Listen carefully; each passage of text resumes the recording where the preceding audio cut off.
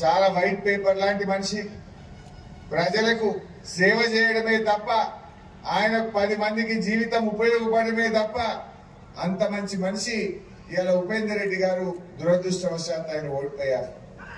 అయితే ఇప్పుడు ప్రజలు ఫీల్ అవుతున్నారు, ఎన్ని తెచ్చిండు ఉపేందర్ అన్న నాకు బాగా తెలుసు, నా దగ్గరికి వచ్చి కొట్లాడి కేసీఆర్ గారితో చెప్పించి ఈ పాలేరుకు నర్సింగ్ కాలేజీ తెచ్చిండు ఉపేందర్ అన్న. కేసీఆర్ గారితో మాట్లాడి జేఎన్టీయూ ఇంజనీరింగ్ కాలేజీని తెచ్చిండు మా ఉపేందర్ అన్న.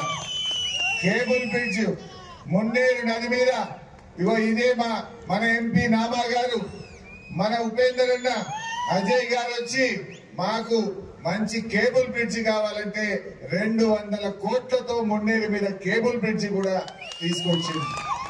ఎన్నో మంచి కార్యక్రమాలు జరిగినాయి. ఆ cable bridge with retaining wall, so అట్లా ఎన్నో మంచి కార్యక్రమాలు జరిగినాయి. నేను మీతో కోరేది, దురదృష్టవశాత్తు ఉపేంద్రను గెలిపించుకోలేకపోయినాం. అట్లీస్ట్ రాకేష్ రెడ్డి గారిని గెలిపించుకుంటే ఉపేంద్రని అడుగుజాడల్లో నడుస్తాడు, మీ అందరికీ చేదోడు వాదోడుగా ఉంటాడు, మీ గొంతుకై రేపు అసెంబ్లీలో పోరాటం చేస్తాడు. ఏముంది కాంగ్రెస్ సంగతి మీకు తెలవలేదా?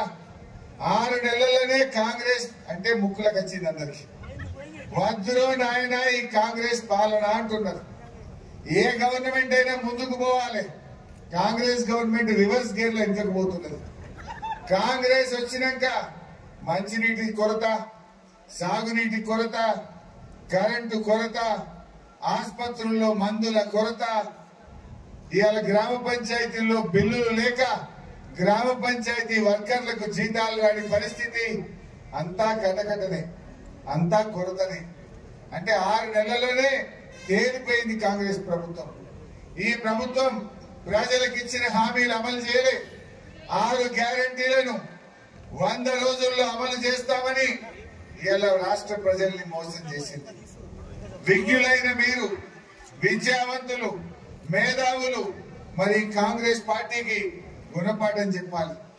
ఈ ఎన్నికల్లో కాంగ్రెస్ ఓడినా గవర్నమెంట్ ఏం పడిపోదు, కానీ ఈ కాంగ్రెస్ వాళ్ళు అహంకారంతో గాల్లో తేలాడుతున్నారు. వాళ్ళని భూమి మీదకి తేవాల్సిన అవసరం ఉంది.